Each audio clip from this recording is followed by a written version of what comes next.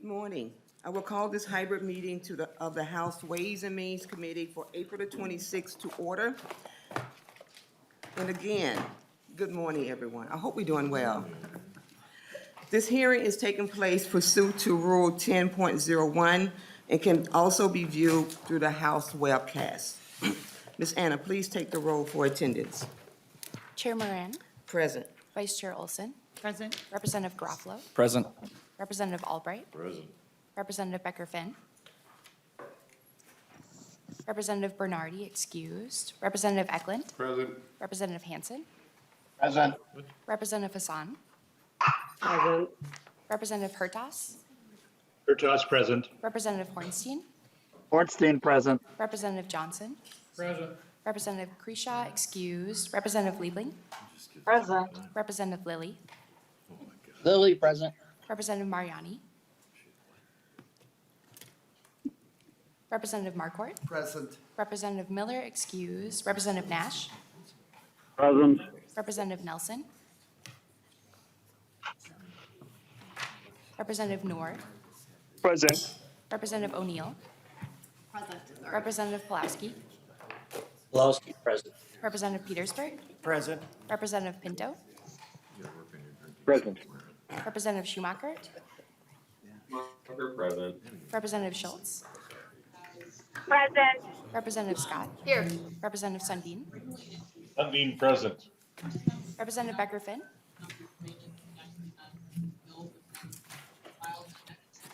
and Representative Nelson. Present, Nelson present. Nelson present. Madam Chair, a quorum is present. So a quorum is present. So our first agenda item is approval of the minutes from our previous hearing. The meetings were provided. And we have a. Madam Chair, I would like to move the minutes from Monday, April 25th for approval. Your side's a little late. Right. So move. Yep. So, all those, are there any questions or corrections to the minutes? If not, all in favor of approving the minutes, say aye. Aye. All opposed?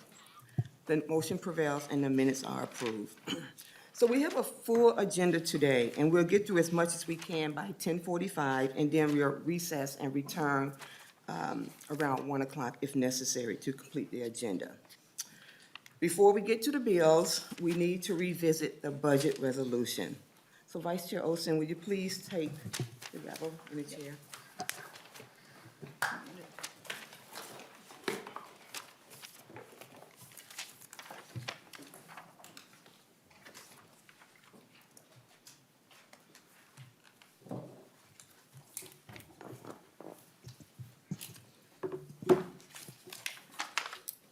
Right, Chair Moran, proceed. So members, I move the 2022 budget resolution coded Buzz Rats 04 before the committee. Proceed. Members, this is the budget resolution that we adopted on April the 19th. Part of the resolution was based on the assumption that some bills would travel separately as other bills. Amendments that will be considered today would incorporate those bills into the job omnibus. So the resolution needs to be adjusted. So I'd like to move the Buzz Res 0403 amendment, A03 amendment. So the amendment is before us. Would you like to provide further explanation, Chair Moran? Yes, Chair Olson. So this amendment just shifts funding between the other bills, line items, and the targets for workforce and labor. It does not increase the general fund spending line. Specifically, the amendment does a few things. It shifts roughly 32 million from the claims and other bills category to the workforce target to cover the paid family leave, the paid family medical leave, H4355A9 amendment. It also shifts 1.636 million in funding from the HF41 Earned Sick and Safe Time bill, which was previously passed and accounted for as a line in the other bills category, and instead shifts that to the labor target to accommodate the H4177A9 amendment. And lastly, other provisions contained in amendments considered today don't impact the budget resolution. Ms. Adrian, did I miss anything? You'd like to add anything? Ms. Adrian.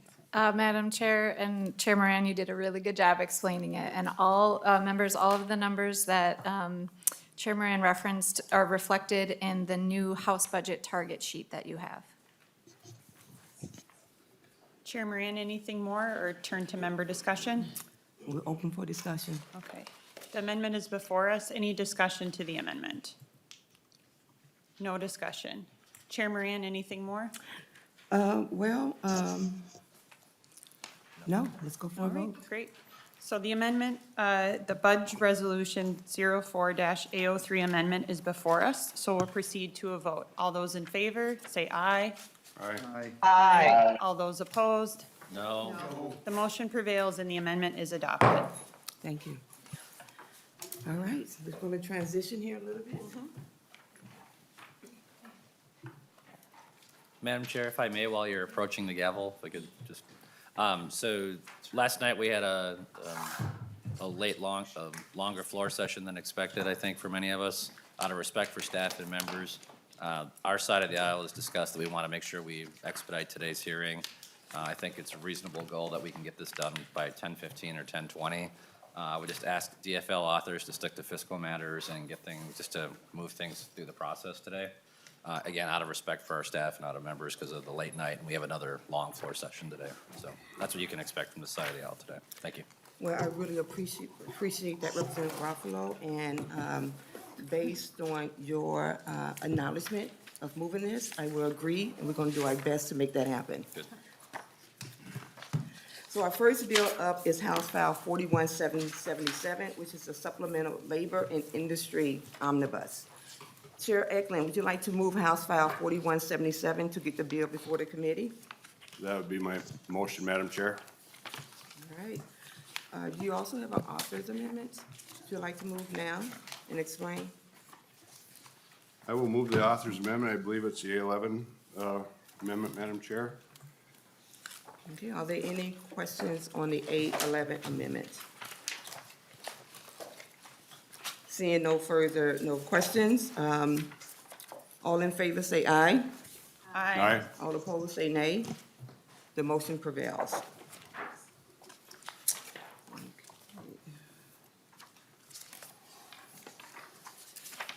Is there another amendment, Vice Chair Olson? You have the A9 amendment? That's correct, Madam Chair. So I move the A9 amendment, which is the earn sick and safe time language, which the fiscal part was discussed when Madam Chair presented the budget resolution. And so we are adding this to the omnibus bill as sort of another way to bring the conversation around worker protections to the conference committee. So, and I've talked to Chair Ecklund, and he supports, well, he can speak for this, but we have had conversation. He knows I was going to be bringing this amendment today. Okay, Chair Ecklund, do you have any guidance on the amendment? Madam Chair, that'd be a friendly amendment. Okay, thank you. Are there any questions on the A9 amendment? Seeing no further questions, the A9 amendment is before us. All those in favor of the motion say aye. All opposed say nay. No. The motion prevails. So Chair Ecklund, House File 4177 as amended is before us. Please tell us about your bill, and then we'll move to questions. Thank you, Madam Chair, members. Well, this is the labor bill that's in front of us, and as the members of my committee, our committee, I made clear throughout the session that this bill was going to be directed at worker safety and workforce safety, taking care of the folks that do the labor for the state of Minnesota. Some of the proponents in the bill, Madam Chair, members, is a fee holiday for workers in the building and construction business. This would be the millwrights, electricians, those folks that are in the skilled trades that have to pay a fee every year. So we have a fee holiday on that. There's a logger safety provision that extends a program that we started last year It was a very popular program. The logging industry is one of the most dangerous industries in the state of Minnesota, and this provides grants for logging companies and independent loggers to work on the safety programs that they need. We got a provision protecting ag workers, especially some of the skeletal issues that they have from working long shifts on the floor. There's a provision in there for youth skills training. And one of the ones that I'm probably most proud of is we've got a liaison provision in the Department of Labor Industry for some of the veterans, things that we have done in the past and are doing this year for getting our veterans into the trades and into apprenticeship programs and that sort of thing. They'll be coordinating that. We incorporated the Amazon Workers Bill into this to put give Department of Labor and Industry some guidance and ways to work on these large warehouse programs that have a very high injury incident rate. And I could talk more about that when we get to it. We have got a provision in here for federal OSHA compliance, for OSHA rules. The Department of Labor Industry does a great job administering OSHA rules, but if we don't comply with the new OSHA regulations, and then we will, it will be taken away and will be under federal guidance. And when they do that, it's just issuing fines, where with the Department of Labor Industry administering the OSHA rules, they can work with the industries, and there may be a fine, but they can also work to remediate and maybe reduce what the fines are. We got provision in here for preventing wage enforcement and funding the Bureau of Mediation Services. And with that, Madam Chair, that's the labor bill, and I can stand for questions. All right, thank you, Chair Ecklund. No other amendments were filed. Any questions? Representative Garofalo. Thank you, Madam Chair. Representative Ecklund, I do want to thank you for line 55 of the spreadsheet. You highlighted this in your presentation. The building and trade license fee holiday, certainly anytime we have an opportunity to reduce costs, I think that's a good thing. Obviously, with the amendments that have been attached to your bill, we've debated it extensively in this committee and on the House floor. I'll be opposing it, encouraging members to oppose it as well. But I do wish you luck in conference committee on getting the fee holiday implemented. Thank you. All right. Well, seeing no further discussion, I want to thank you, Chair Ecklund, for your committee work to really ensure a fair and safe workplace. With that, the chair will lay over 4177 as amended.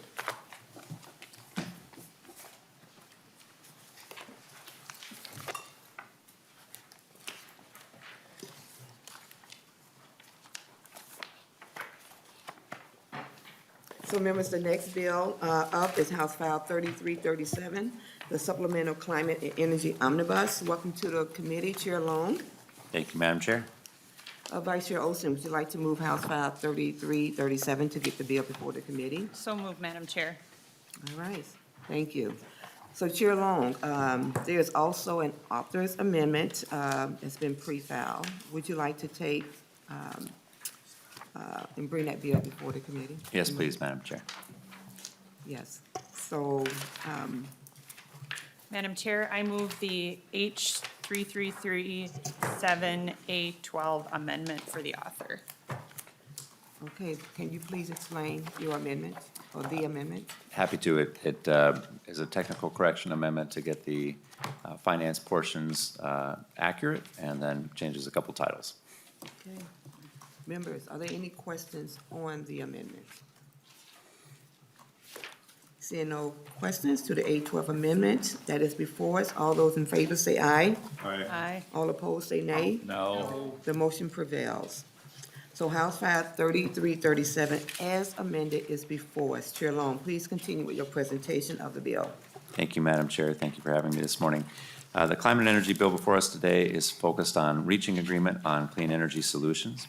It does not include a number of provisions the House passed last year, but the Senate was unwilling to move forward on.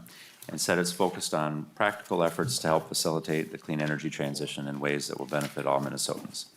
The bill is spending $80 million from the general fund in fiscal year 2023 and $15 million per year in the tails The bill also spends $40 million in funding in fiscal year '23 and another $40 million in '24 and '25 from the Renewable Development Account. The bill prioritizes energy affordability. Our largest investment, $30 million in FY '23 and $15 million in details, is in weatherization. Weatherization can save households hundreds of dollars per year while creating local jobs all across Minnesota. Wisconsin is currently doing 3 times as much as we are, and this bill will allow us to match Wisconsin in 2023 and do twice as much as we currently do going forward. The second largest investment in the bill is $20 million in matching funding for the federal bipartisan infrastructure bill. There are tens of billions of dollars in the energy space open for competitive grants. This includes funding for grid reliability and resiliency, electric vehicle deployment, clean hydrogen research, energy storage demonstrations, to mention a few. And this will allow the state to put together competitive applications to maximize our opportunities for this funding. The bill invests in clean transportation, including electric vehicle infrastructure, electric buses, and creates policy frameworks to support electric vehicles.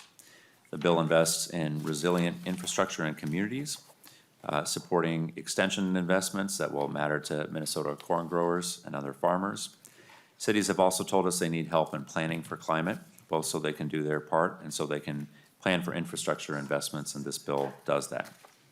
We also make meaningful progress on climate justice. We help Minnesotans afford electric panel upgrades so they can be a part of the clean energy transition. And we fund apprenticeship training for communities often overlooked in the clean energy economy. This bill will mean jobs across a wide range of skilled professions and industries. And we also help out communities with legacy fossil fuel plants, supporting their transition and economic development. And I'm happy to stand for any questions. Thank you, Chair. Thank you, Chair Long. Representative Scott. Thank you, Madam Chair. Representative Long, I'm wondering, is there anything in your bill that would address a project that would stop the wind from blowing so much these days? I mean, I am sick and tired of the wind. Is there anything in your bill that addresses changing that? Chair Long. Well, Madam Chair, there are some climate models that project that we do get higher wind patterns as the weather warms. So this bill is trying to address climate change. So hopefully, yes, we can take care of that for you. Representative Scott. Madam Chair, so I asked both to my right and my Don't get me left, involved in that. you know, if I bring this up, will they say it's a result of climate change? And sure enough, but the wind energy ought to be off the charts these days if there was only a way to store all that energy. So thank you for allowing me the question. Representative Garofalo. Thank you, Madam Chair and members. I'll be asking members to oppose the bill today. One of the things that continues to be an issue is the fact that Minnesota is the only state in the country that actually has a surcharge, a tax on nuclear power, and this continues with the Renewable Development Account.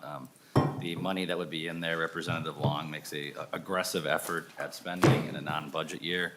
Spending that money is not the right course of action. What we should be doing to help ratepayers is capping or eliminating that assessment that is punishing Xcel Energy and punishing ratepayers for having nuclear energy. You'll notice that the dry cask storage fees are actually the opposite of what the Biden administration is doing right now. The Biden administration recently announced additional funds to help keep nuclear power plants open because of the competitive nature of the combination of wind and natural gas. It's literally pricing the nuclear power fleets out of our power diverse power portfolio. And right now, despite the focuses of the committee that Chair Long has mentioned, the number one threat to increased emissions in the state of Minnesota is the premature closure of our nuclear power fleet. And closing down the Monticello and Prairie Island nuclear power plants is the environmental equivalent of adding 1 million gas mobiles to our transportation system.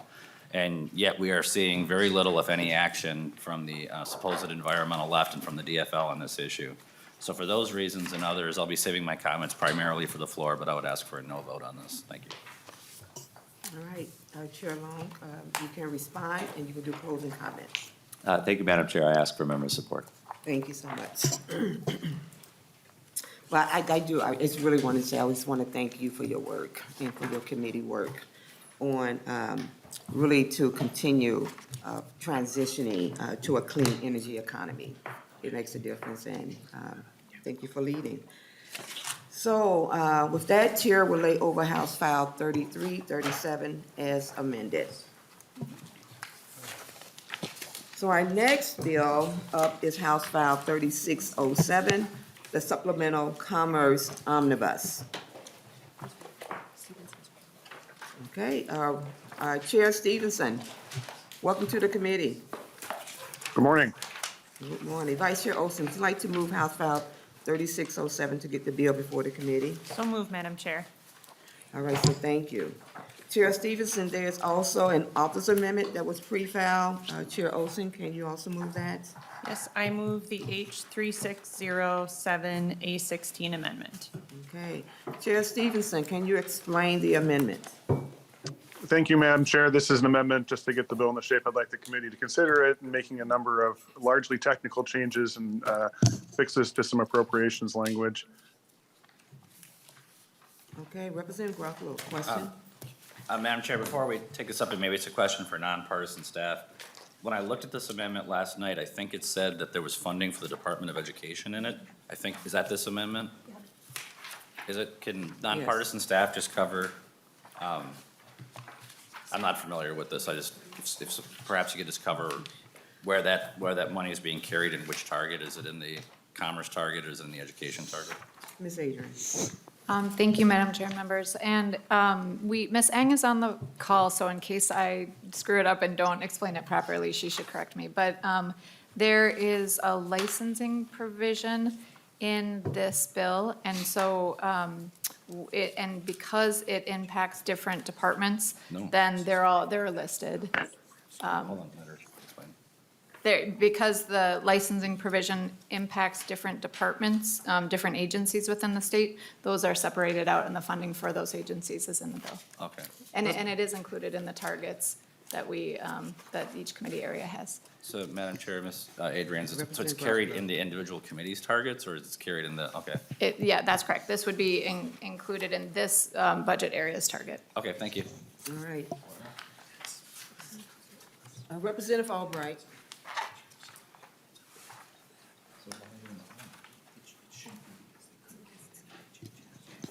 To the A6 amendment? Madam Chair, my questions would pertain to the bill overall. Okay, you want to hold off? Yes, ma'am. Okay, thank you. Seeing no further questions, the A16 amendment is before us. All those in favor of the motion say aye. Aye. All opposed, say nay. No. The motion prevails. So House File 3607 as amended is before us. Chair Stephenson, please continue with your presentation of the bill. Thank you, Madam Chair, members of the committee. House File 3607 is the Commerce Supplemental Budget.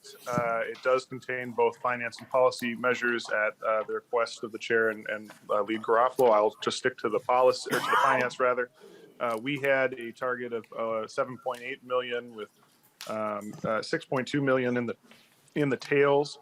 Finance provisions include a student loan advocate position in the Department of Commerce. This builds upon the Student Loan Borrowers Bill of Rights that passed as part of the budget agreement last year. This position would do education and outreach to students to try and prevent them from getting into trouble in the first place in terms of their student loans. It also contains a number of provisions relating to the Commerce Fraud Bureau, including funding for 5 additional peace officers in the Commerce Fraud Bureau to do the very important work they do on investigating insurance fraud. The bill also does expand their jurisdiction to include other financial crimes and gives them general fund money to accomplish that. Since the Commerce Fraud Bureau is funded off assessments on insurance companies, we think it's important that they have general fund money to the extent they're doing work that doesn't relate to insurance fraud. The Commerce Fraud Bureau also operates the auto theft prevention account, and we put additional general fund money into that program to recognize the problems that we are experiencing with a high amount of auto theft. It also includes Representative Haley's bill to study the geographic rating areas of MNsure to try and correct some of the imbalances between particularly southeastern Minnesota and the rest of the state. Lastly, it does include additional staffing in the insurance division and the governor's senior fraud prevention program. Oh, and this licensing program that we just referred to. What that is a program that it does not change any licensing requirements for any license that's obtained across the state. It just gives applicants the opportunity to have their criminal background check done before they obtain the education and training and skills necessary to apply for the license and receive a determination from the licensing entity as to whether they are eligible. Again, it does not make anyone eligible who is not currently eligible. It's just letting people know on the front end whether they are eligible. Happy to answer questions. Thank you, Chair Stephenson. We have Representative Albright. Thank you, Madam Chair. Representative Stephenson, I'm looking at page 70 of the bill with regard to section 29, and I see that there are some substantial material modifications to compliance with regard to FINRA, and you're inserting data and descriptive with regard to comparable standards. Could you elaborate in terms of the rationale for why you are changing this in such a material way? You are discussing, I'm sorry, Madam Chair, Representative Albright, are you discussing the language additions you said on page 70 on lines, you're looking at beginning on line 70.27? Representative Albright. Thank you, Madam Chair. Chair Stephenson, yes. Chair Stephenson. Thank you, Madam Chair, Representative Albright. This language comes from a model act coming out of the NAIC and relating to annuity suitability. It represents a consensus position of both stakeholders and regulators. And in this case, having the comparable standard allows, I think, greater flexibility for both commissioner and stakeholders. Representative Albright. Thank you, Madam Chair. Chair Stephenson, is your understanding then that FINRA is being supplanted by the NAIC language? Chair Stephenson. Madam Chair, Representative Albright, I don't know if I would use the word supplanted. I would say that this is the approach that the NAIC, the stakeholders in the department want to take on this issue going forward. I would note that this language is also traveling as a standalone bill, which, if memory serves, received unanimous support in the Commerce Committee. Representative Albright. Madam Chair, having spent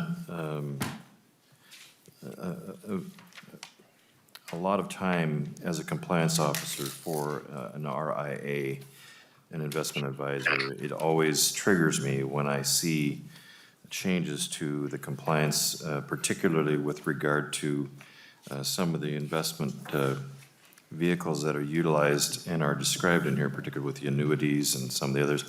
And then wrap that around the axle with regard to then you're also including a narrative on page 72 with regard to the SEC and the fiduciary responsibility for investment advisors. And I must say, Chair Stephenson, I hope that you are getting this right at your own peril and for the people that support this industry in Minnesota. So I'll look forward to the stakeholders maybe reaching out to me and seeing what their descriptive for this changes are. Thank you, Madam Chair. Thank you, Representative Albright. Representative Scott.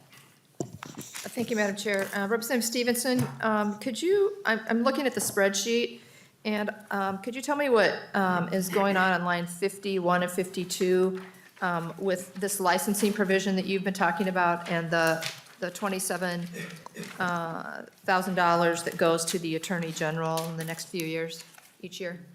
Chair Stephenson. Madam Chair, Representative Scott, I would want to pull up the fiscal note for House File 3403 to speak specifically to what the Attorney General was requesting, but I will tell you that generally what House File 3403 does is it creates a avenue for people who are seeking a license in a particular field, or interested in seeking a license, I should say, to obtain a criminal background check and find out if they are eligible to, sorry, I'm also trying to pull up the fiscal note while I'm talking to you so that I can give you a better answer. But the general cost is for agencies to review and make those determinations. Having said that, so my belief would be that this would be for what the Attorney General is doing on that space, but perhaps there's something that I'm forgetting, and if I can find the fiscal note, I will be able to give you a more complete answer. So that's the best I can do right now, but I will look for the fiscal note for that bill while we are continuing to talk. Representative Scott. Thank you, Madam Chair. Representative Stephenson, so is it some sort of enforcement cost, or is this for people that are having some sort of, well, it says licensing applications is well, that's the title of the bill, but it just seems like, I just don't really understand why the Attorney General would need to be involved here, and I'm not familiar with the underlying bill, I guess.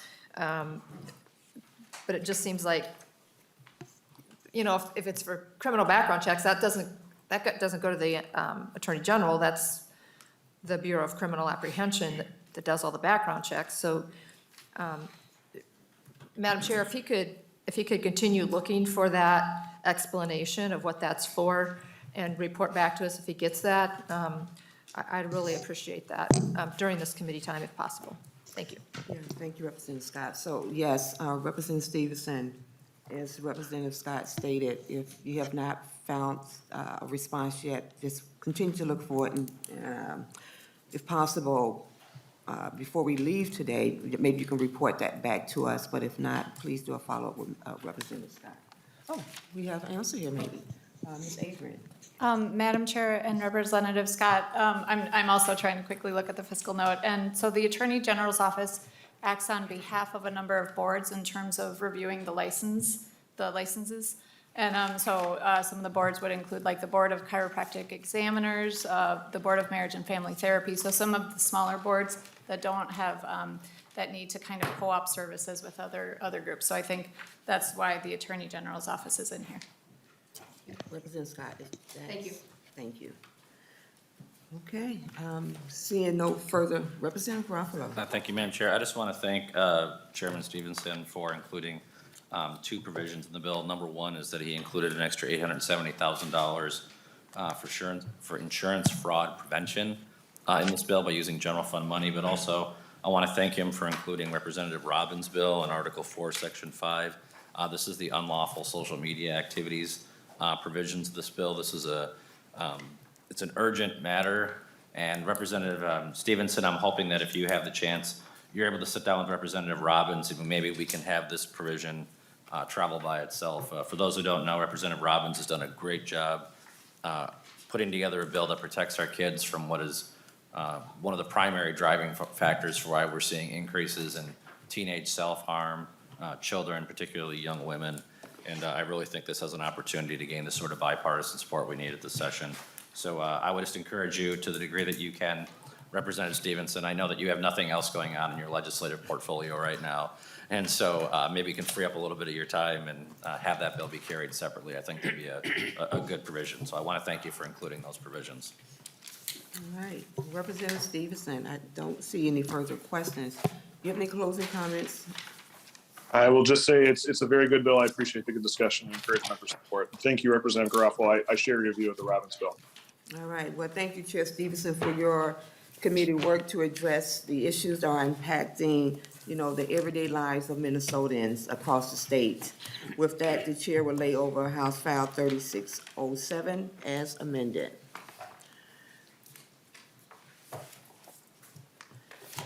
So the last bill of the job package is Representative Noor's Workforce and Business Development Omnibus. This was supposed to be in the Senate file as the vehicle, but the Senate didn't pass their bill out yet. So we're proceeding with the House file, and then we would need to meet up on the floor. So, Chair Noor, would you like to move House File 4355 as recommended for placement on the general register? Yes, Madam Chair. I move the House File 4355. Okay, and you also have an office amendment? Yes, Bill Madam will Chair, I take do the have A8 author's amendment, and I would like to do an oral amendment to the A8 amendment, Madam Chair. Okay, why don't we move the A8 first? Alright. So the A8 amendment is before us. All those in favor? Madam Chair, Okay, yes, Nancy, Ms. Conley, I think I have it here. Okay, Okay. so we have the A8 before us. And I also have an oral amendment to the A8. So, Yes, Madam Chair, I do Representative have an oral amendment on A8. This will delete everything after line 1, page 1, line 19. And for further clarification, I wanted to get Mr. Sullivan to explain how we're going to be removing the rest of the amendment in the bill. Okay, please proceed. Madam Chair and members, the Chair Noor's author's amendment effectively deletes the Article 3 that's proposed in pages 2 through the end of the amendment, page 8. So the short version of the oral amendment is page 1, delete line 20, and then delete pages 2, 3, 4, 5, 6, 7, and 8 of the A8 amendment. Okay, are there any questions on the oral amendment to the A8? Okay, seeing no further questions, the oral amendment to the A8 amendment is before us. So are we, staff, are we clear with this? We are clear, okay. So all those in favor of the oral amendment to the A8, say aye. Aye. All opposed, say nay. No. The motion prevails. So the A8 amendment as amended is before us. Any further comments, Chair Noor? Madam Chair, the A8 as amended is a technical cleanup, and thanks to the House research. It also slightly amends the mandated report section to ensure legislative oversight over which reports are not renewed. And also it makes some changes to the Small Business Recovery Grant Program, which we have carved out some few funding for that program. And also it changes slightly the Center for Economic Inclusion by removing some of the workforce section in that bill. Thank you for that explanation, Chair Noor. Any questions? So the A8 amendment is, as amended, is before us. All those in favor say aye. Aye. All those opposed, say nay. The motion prevails. So Noor, Chair, you also have a A9 amendment. Yes, Madam Chair, I do have the A9 amendment. That's the paid family medical leave. I'm sure most of members are familiar with that bill. Madam Chair and members, on the fiscal part of it, the bill appropriates one-time only $30 million, $347,000 for fiscal year 2023. And also it provides some funding for DLI and Department of Human Services and Management and Budget, Legislative Coordinating Commission. There's also some funding for the Supreme Court. Madam Chair and members, the paid family medical leave is a program that we have discussed extensively. Many states Chair have. Noor, before you go further, I don't believe I heard you move the A9 amendment. Thank you, Madam Chair. I move the A9 amendment. Okay, please proceed. So thanks again, Madam Chair. So this is the paid family medical leave. This program, Madam Chair, provides help to many families and workers in the state of Minnesota. This will allow individuals to bond with their babies. It will allow pregnant women. It will allow individuals who seek to care for themselves. It will allow individuals who have got circumstances that they cannot work if it is more than 7 days. I know there'll be question about unfunded mandate. This is a program, quite frankly, that is less than a cup of coffee per week. Many states have adopted. It's a great program that we can do for the state of Minnesota for our workers and families. Madam Chair, I know we have talked extensively for many years about this program. This is the moment. This is the time. And I'm sure we can all support the workers in the state of Minnesota and ask for your support. Representative Garofalo to the A9 amendment. Thank you, Madam Chair and members. We have debated this provision exhaustively, so please do not consider my brevity a lack of opposition to it. We've debated this matter and we know where we stand. Thank you. Okay, Representative Nash. Thank you, Madam Chair. Very briefly, Chair Noor, can you tell us how many new FTEs will have to be hired in order to administer this program? And then I'll have one brief follow-up. Chair Noor. Thank you, Madam Chair. This program is modeled out of the unemployment program. And so I would like to ask the Department of Deed if anyone has got the FTE information, if they can provide it. Or Yes. we can go to the fiscal staff. Ms. Adrian? No? I know, they don't. Is Ms. Ang available to respond to the question? Well, Madam Chair, perhaps I can just answer that. I knew the answer going in. It's 350 new FTEs that will be required to administer the program. 350 new FTEs. So now to my follow-up. Chair Noor, historically there has been a giant hurdle with the software that will be required to administer this program. To date, it doesn't exist. People are clinging on to the idea of the Washington State UI, which is interesting since we had that debate last night, but trying to hold on to the Washington State's UI program. Can you tell us if you reconciled how that's going to be rolled out? Chair Noor. Madam Chair, Representative Nash, I'm sure you're aware of how our program works under the unemployment program. We have got one of the best programs in the country. Quite frankly, this program is extensively modeled out of the UI program. And we know that system has been functional.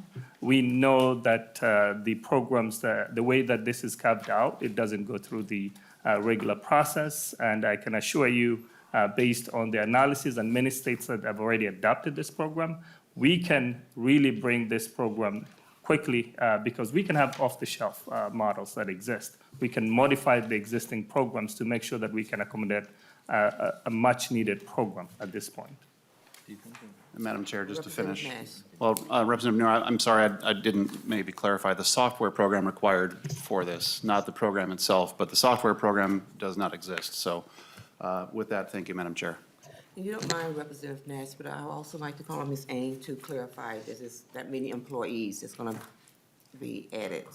So if Ms. Ang, if you have an answer to that question? Madam Chair and representatives, for deed, it's 320 in fiscal 2025, so that would make sense. All right, thank you It's so much, 350. appreciate that. So we have Representative Scott.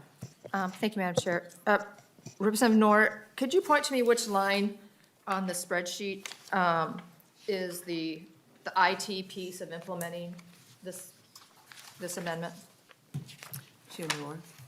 Madam Chair, I'd like to ask nonpartisan research to point us to the page, since the amendment I cannot quickly point out to. And Ms. Sholin? It's going to be Ms. James. Madam Chair and members, so you're looking for where in the author's amendment has the IT cost, is that correct? Madam Chair and Ms. Ms. Yes. James. Okay. Ms. James? Yes, I'm looking right now. I just Okay. might need one moment. I believe that it's not, it would be in the number for deeds, so that's at line 1.4. And for fiscal year 23. It's included in that number, I believe, and Ms. Eng can Yeah. clarify that too. Madam Chair, Representatives, that's Ms. correct. Eng, okay. So, What's the Madam number? Chair, thank you. And so back to House Fiscal Staff. So there's no breakdown of how much is for IT and how much is for the rest of the program? Ms. I could James. get that for you. It is, Madam Chair, Representatives, it's about 15.5 million per year. Okay, thank you, that helps. So 15.5 million just for the IT piece, and given the track record of Minnesota, Min-Lars and Minsure, you can double or triple that. We can just expect to double or triple that. So really, maybe that'll be a floor amendment that we just up that, because we know already that that's gonna have to happen, given the track record here in Minnesota. That's all I have, Madam Chair, thank you. All right, thank you. Okay, so the A9 amendment is before us. All those in favor of the motion say aye. Aye. All opposed say nay. No. The motion prevails. Okay, we have the bill as amended before us. Please continue with your presentation, Representative Noor, and cover the highlights of the bill. Thank you, Madam Chair and members. Going through the highlights of the bill, Madam Chair and members, this bill establishes or invests in a spark revolving loan program of $45 million. This is, quite frankly, to support businesses who do not have access to traditional or conventional loan programs, and also provides a unique program of a community ownership model. We also have $35 million for the Small Business Recovery Grant Program. This grant program provides another round of economic relief for eligible businesses such as hospitality, personal care, and indoor recreation. We also have the Main Street Revitalization Program by investing $20 million. We also provide $7.5 million for the Canadian Border Relief Program. We also create a unique program for Emerging Developer Fund, which is a revolving loan program.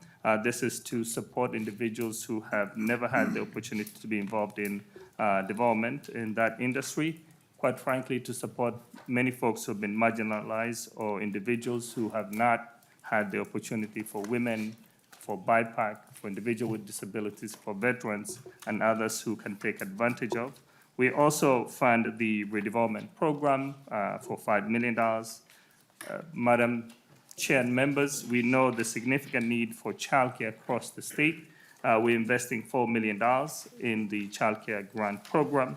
We also provide $5 million for business technical assistance. Likewise, we provide $5 million for Women of Color Economic Security Program by providing funding to CARL, to the Women's Foundation of Minnesota, and also to the Center for Economic Inclusion. Madam Chair and members, as we are aware of the labor force shortage, we're investing $20 million in workforce development to provide for reskilling, upskilling, and next skilling. And also, we do have the Youth Technology Training Program. Madam Chair and members, Minnesota is ranked 50 out of 50 when it comes to the computer science AP. And I'm sure Representative Nash will appreciate having more folks in that industry, because technology is something we both really care about. And also, it provides $750,000 for Teen Teamworks to provide opportunity for youth who really need help at this point during the summer program. We're also investing $25.23 million in Targeted Community Program Grant Program. Likewise, Madam Chair, we're investing $1 million for people to join us in the state of Minnesota. This is our marketing. We never had a marketing program for the state of Minnesota. We also established Office of New Americans to support the newly arriving immigrants from Ukraine, from Afghanistan, and all over the world. We know we need them to hit the ground immediately. We're also providing funding to the VOLAX to support employment. Madam Chair, that's in a nutshell this program. It creates more equitable economic recovery, particularly for communities that have been left out for a long time, and I ask for your support. Well, thank you, Chair Noor, for that overview. Are there any questions or comments to House File 4355 as amended? Seeing no further discussion, Chair Noor, do you have any closing comments before we begin with the motion to combine the bills? Nothing further, Madam Chair, and ask for your support again. All right. So thank you, Chair Noor, for your committee's work in the development of economic opportunity for businesses of all types and sizes, and in recognizing the value of increasingly diverse businesses and the contributions that they make to our state as a whole. So there being no further discussion, we will proceed to with a series of motions to combine these four bills and to send them to the floor. So, Chair Noor, would you like to move that the language contained in House File 4355 as amended be incorporated into the Jobs and Economic Development Omnibus as separate articles? So moved, Madam Chair. And we are using House File 4355 as the vehicle. So the Noor motion is before us. To be clear, this is just on the motion to include the workforce bill as separate articles in the omnibus bill. All those in favor of the motion say aye. Aye. All opposed say nay. No. The motion prevails. Next, Chair Ecklund. Would you like to move that the language contained in House File 4177 as amended be incorporated into the Jobs and Economic Development Omnibus as separate articles? That is my motion, Madam Chair. So the Ecklund motion is before us. Again, this vote is just to add the language from the labor bill as a separate article to the omnibus. All those in favor of the motion say aye. Aye. All opposed say nay. No. The motion prevails. Okay, Vice Chair Olson, would you like to move that the language of House File 3337 as amended be incorporated into the Jobs and Economic Development Omnibus as a separate article? So moved, Madam Chair. So the Olson motion is before us. All those in favor of the motion say aye. Aye. All opposed say nay. No. And the motion prevails. Vice Chair Olson, would you like to move that the language of House File 3607 as amended be incorporated into the Jobs and Economic Development Omnibus as separate articles? So moved, Madam Chair. So the Olson motion is before us. Does, all those in favor of the motion say aye? Aye. All opposed say nay. No. The motion prevails. House File 4355 as amended is before us. The next vote will be the final vote on the combined package. Chair Noor renews his motion, his original motion, that House File 4355 as amended be recommended for placement on the general register, and that nonpartisan staff be directed to make any technical corrections and amend the title. I think that's pretty good. This will be a roll call. Ms. Anna, please take the roll call. Chair Moran. Aye. Moran, aye. Vice Chair Olson. Aye. Olson, aye. Representative Garofalo. Garofalo, no. Garofalo, no. Representative Albright. Albright, no. Albright, no. Representative Becker-Finn. Aye. Becker-Finn, aye. Representative Bernardy. Aye. Bernardy, aye. Representative Ecklund. Aye. Ecklund, aye. Representative Hansen. Aye. Hansen, aye. Representative Hassan. Hassan, aye. Hassan, aye. Representative Hertas. Bertas, no. Hertas, no. Representative Hornstein. Ornstein, aye. Hornstein, aye. Representative Johnson. Johnson, no. Johnson, no. Representative Kreshaw. Kreshaw, no. Kreshaw, no. Representative Liebling. Liebling, aye. Liebling, aye. Representative Lilly. Representative Mariani. Mariani, aye. Mariani, aye. Representative Markwart. Aye. Mark Gord, aye. Representative Miller, excused. Representative Nash? Nash, no. Nash, no. Representative Nelson? Nelson, I. Nelson, aye. Representative Noor? Aye. Noor, aye. Representative O'Neill? O'Neill, no. O'Neill, no. Representative Pulowski? Pulaski, aye. Pulowski, aye. Representative Petersburg? No. Petersburg, no. Representative Pinto? Aye. Pinto, aye. Representative Schumacher? Schumacher, no. Schumacher, no. Representative Schultz? Aye. Schultz, aye. Representative Scott? No. Scott, no. Representative Sundin? Aye. Sundin, aye. And Representative Lilly? Lily is excused. Oh, Lilly excused. Madam Chair, that is 17 ayes and 10 nays. There have been 17 ayes and 10 nays. The motion prevails. House File 4355, as amended, is recommended for placement on the general register. And the nonpartisan staff are directed to make any technical corrections and amend the title. I want to thank all the chairs and your committee for putting together this important work. Thank you. Well, members, with that, we are ending. We're not done. We have another one? We don't have to, Madam Chair. It's, Okay, all right. Here we go. It's a bill that is moving separate. look on Congress' face Okay. is hilarious.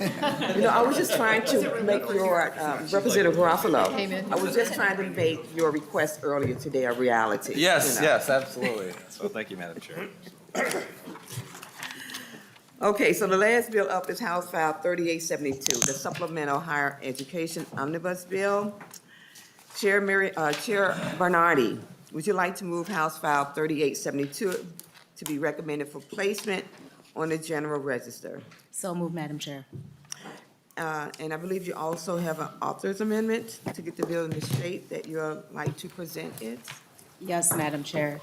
This, the 8-8 amendment changes how we do the, excuse me, it has some technical language for the Office of Higher Education, as well as changing some of the funding amounts, because we are, this program for the 2-year free college and technical college is going to be stood up in 2024, and the money needs to be changed around a little bit, and more money is going to go to the student support services at the University of Minnesota, as well as the operation and maintenance at Minnesota State universities and colleges. And then those are the areas in which we are making that correction, so our bill is in the shape that we need it in. And then there's also fostering independence higher education grants that needed some tweaks, technical tweaks as well. All right, well, thank you for that explanation, Chair Bernardy. I get you to also move the amendments? Thank you, Madam Chair. I'd like to move the A8 amendment. Thank you. Members, are there any questions? Representative O'Neill. Thank you, Madam Chair. Thank you, Chair Bernardy. I'm just trying to understand one thing. The free 2-year college tuition change that you're doing, you're paying for OHE to set it up, but we're not actually administrating or, providing any support to any students until much later. Can you just explain the reason why we're doing that, so I understand? Very good question, Representative O'Neill. We, the Office of Higher Education is not able to get the program started any earlier. We need to get the program started as soon as we can, and that's the first they are able to get it started, because they have to do some legwork and groundwork for the first year of the program to get it initiated the next year. So that was at their request. Representative O'Neill. Thank you, Madam Chair. Just briefly, so I see you have 975,000 left on the bottom line. How many FTEs, how many new FTEs do we need to stand up this program? Chair Bernardy. I do not have that number with me today. Mr. Savory or Mr. Savory?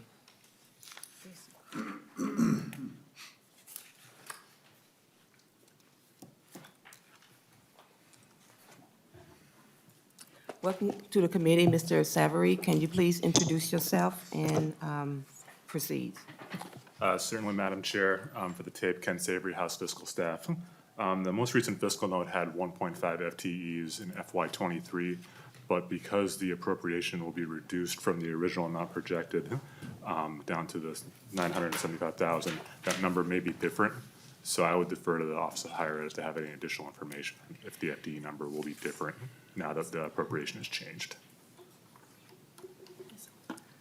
Ms. Oliver, can you explain more?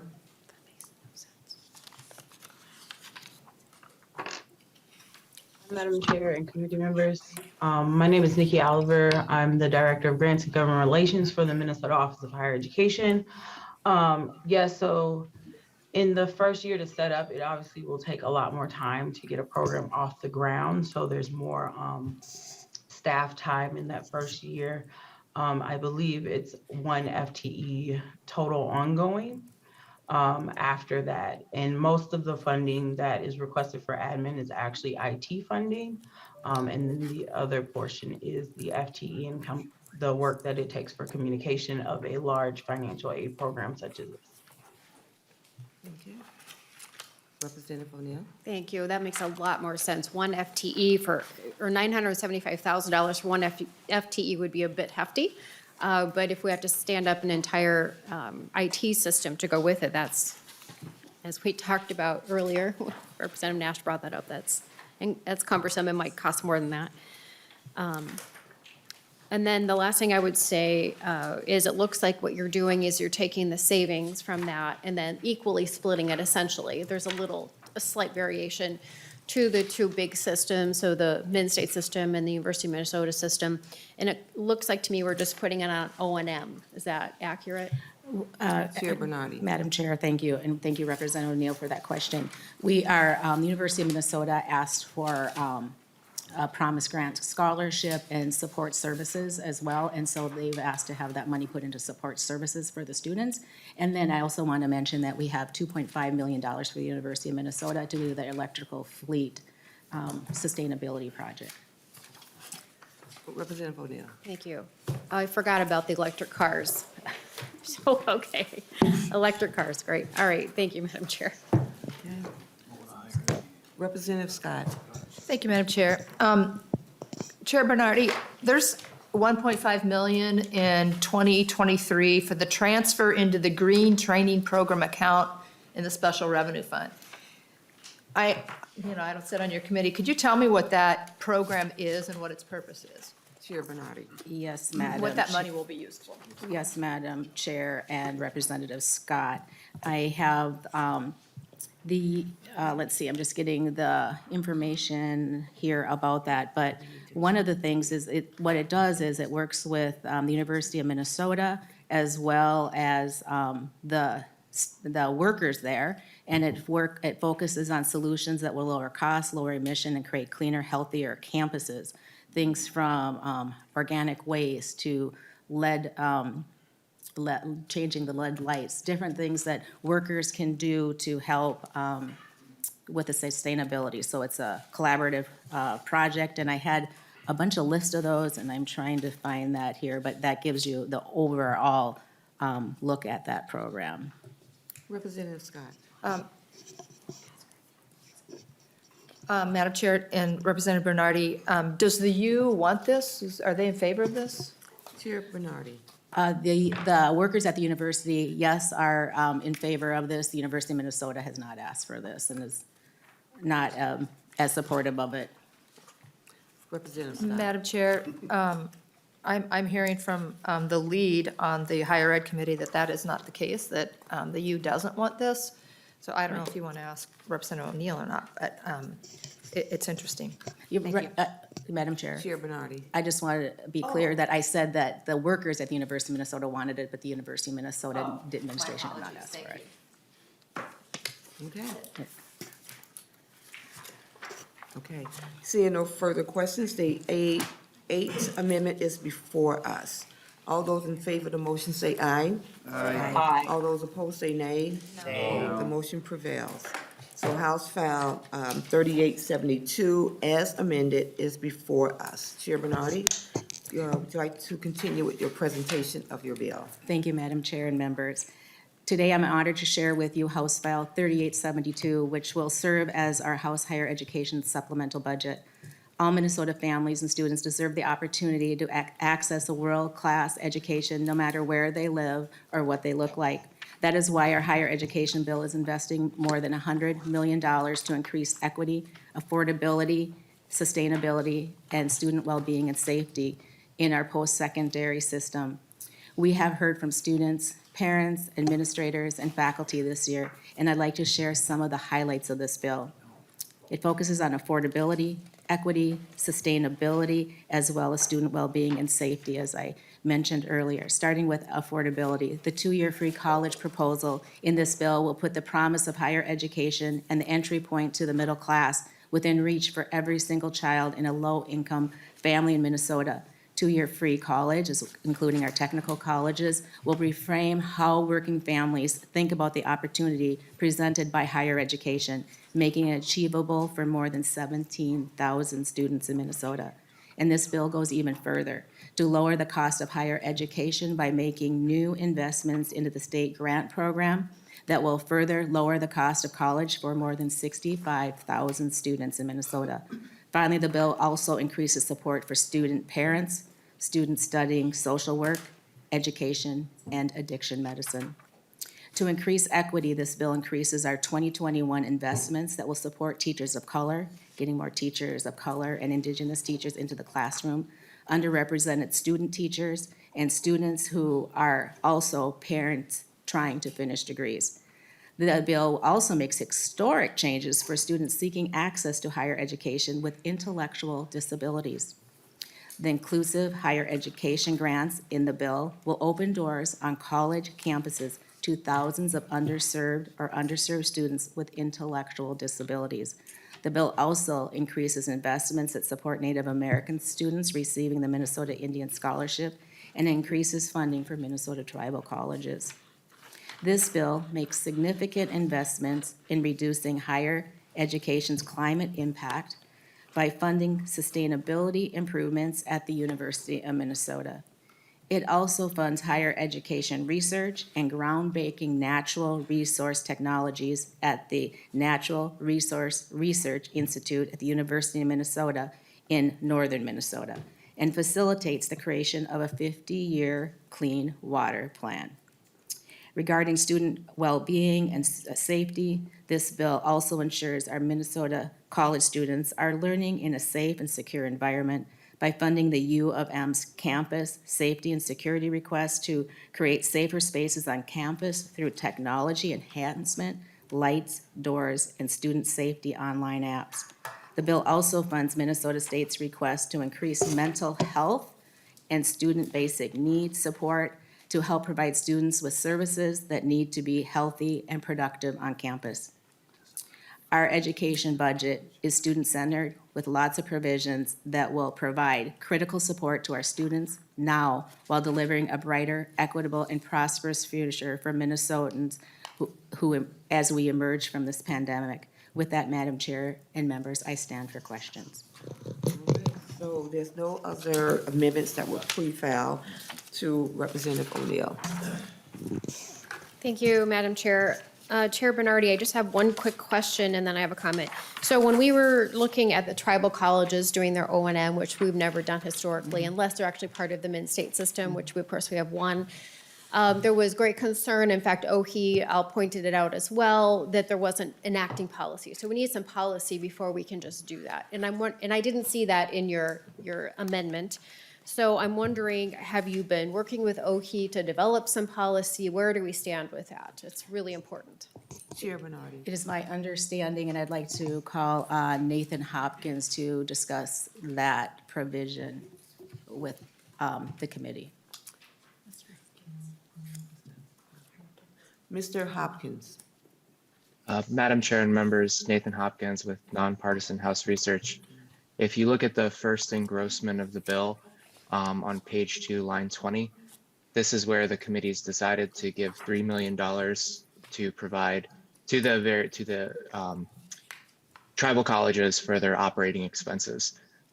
There's no particular guidance on how the language should be spent. It just says that it should be used for the tribal college's general operations and maintenance expenses. Representative O'Neill. Oh, thank you, Madam Chair. Yeah, so when we had this subject come up in higher ed, he did say that there needs to be some parameters and some policy as we discussed. So I was just hoping that maybe that had been worked on. It sounds like it really has not. So if we're going to do that, because here's the thing, the tribal colleges are not only private, but they're also sovereign. It's a very complex issue if we're going to give them O&M. It's different if you're doing a scholarship because we have ways to track that, but there just isn't a tracking of, once we give out this money, there isn't a tracking of it. And so I have a concern, if that has not been remedied, it needs to be remedied. I would close with this because I know we're all tired. We were here exceptionally late last night. We're spending $100 million in this fiscal year. We're spending $150 million in the next fiscal year. And my concern is after we've spent all of that money, we are still going to see a tuition increase at both systems. I know that I've had 2 regents reach out to me already. They're already in conversations about not just a raise, tuition increase, but how much the tuition increase will be. I happen to know also at Min State, they were very clear with their $60 million ask that $25 million of that is specifically for O&M so that they can do a tuition freeze. We don't come close to that. We're a little bit better with the amendment, but we are not there. So even though we have literally $100 million in this fiscal and $150 million in the next fiscal, we will absolutely see tuition increases on students. So I hope that as this goes through a conference committee, that we will laser focus on students and make sure tuition does not go up if we're going to spend that kind of money. Thank you, Madam Chair. Thank you, Representative O'Neill. Representative Garofalo. Thank you, Madam Chair. 2 things. One, I would encourage members in the Star Tribune on April 16th, they did an excellent story called Code Red Moment. Fewer people going to college in Minnesota could reshape higher education and workforce. Ryan Faircloth of the Star Tribune did an excellent story on this. I would encourage members to read it. GOP members, I emailed it to staff to share with members to read that, but it talks about the various factors that are playing into the declining enrollment in college in the state of Minnesota and items that people should be aware of. The point that I would focus on is that many families I think a lot of us when we were growing up knew that we wanted to go to college. We were supposed to go to college. The value proposition justified that. And for various reasons now families are taking a look at college and deciding that's not really in their best professional the professional goals. And it's a longer story than what I'm mentioning, but I would really encourage members to read that. My question for Representative Bernardy, Madam Chair, Representative Bernardy, nationwide we've seen that college enrollment now, there's a big difference between the number of males and females that are going to college. Latest data shows that college is now broken down into 60%, new enrollments into college are 60% female, 40% male. There's a big gap. Have we seen that in Minnesota? Second part of the question is, are we doing anything about it? Chair Bernardy. Thank you, Madam Chair. We have not addressed that in our bill. We have worked on equity for students across the state with intellectual abilities, as well as students of color and Indigenous students, and that has been the focus on our bill. Representative Garofalo. Thank you, Madam Chair. Okay, seeing no further discussion. Chair Bernardy, do you have any closing comments? Thank you, Madam Chair. This bill opens the door for opportunities for Minnesotans throughout the state, men, women, our parents, teachers of color and Indigenous teachers who are going to college to become teachers and earn their credentials with student teaching, our Native American students. It is a bill that we are making it more affordable for students to go to college. We do not have a tuition freeze in this bill. We are making 2-year college and the technical colleges free for students of lower income families up to $75,000, as well as families, middle-class families up to $125,000. They will see half, at that point, they will see half of their college paid, their two-year college paid for. So this helps throughout Minnesota and helps our economy to get more people with the credentials for what our workforce needs and the business needs. And so this will help with, other states have found that this helps with the declining enrollment and helps get students in school and get them into our workforce and economy with higher credentials and making Minnesota more prosperous and families more prosperous. Thank you for your support, and of course, I urge a yes vote on this bill. Thank you very much. All right, Chair Bernardy, I really want to thank you for your committee work to expand access to a quality higher education. Having, first 2 years of college tuition free is a great option and a great way to lead to give, individuals a quality education. And so, Chair Bernardy, I would like to renew your motion that House File 3872 as amended be recommended for placement on the general register and that nonpartisan staff be directed to make any technical corrections and amend the title. Ms. Anna, could you please take the roll? Chair Moran. Aye. Moran, aye. Vice Chair Olson. Aye. Olson, aye. Representative Garofalo. Garofalo, no. Garofalo, no. Representative Albright. No. Albright, no. Representative Becker-Finn. Aye. Becker-Finn, aye. Representative Bernardy. Aye. Bernardy, aye. Representative Ecklund. Aye. Ecklund, aye. Representative Hansen. Aye. Hansen, aye. Representative Hassan. Aye. Hassan, aye. Representative Hertas. Representative Hornstein. Hornstein, aye. Hornstein, aye. Representative Johnson. Johnson, no. Johnson, no. Representative Kreshaw. Kresha, no. Kreshaw, no. Representative Liebling. Liebling, aye. Liebling, aye. Representative Lilly, excused. Representative Mariani. Okay, Representative Marquardt. Aye. Marquardt, aye. Representative Miller, excused. Representative Nash. Nash, no. Nash, no. Representative Nelson. Nelson, aye. Nelson, aye. Representative Noor. Noor, aye. Noor, aye. Representative O'Neill. O'Neill, no. O'Neill, no. Representative Pulowski. Pulowski, aye. Pulowski, aye. Representative Petersburg. No. Petersburg, no. Representative Pinto. Aye. Pinto, aye. Representative Schumacher. Schumacher, no. Schumacher, no. Representative Schultz. Aye. Schultz, aye. Representative Scott. No. Scott, no. Representative Sundin. Sundin, aye. Sundin, aye. Okay. Representative Hertas.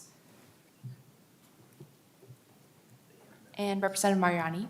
Mariani, aye. Mariani, aye. Madam Chair, that is 17 ayes and 9 nays.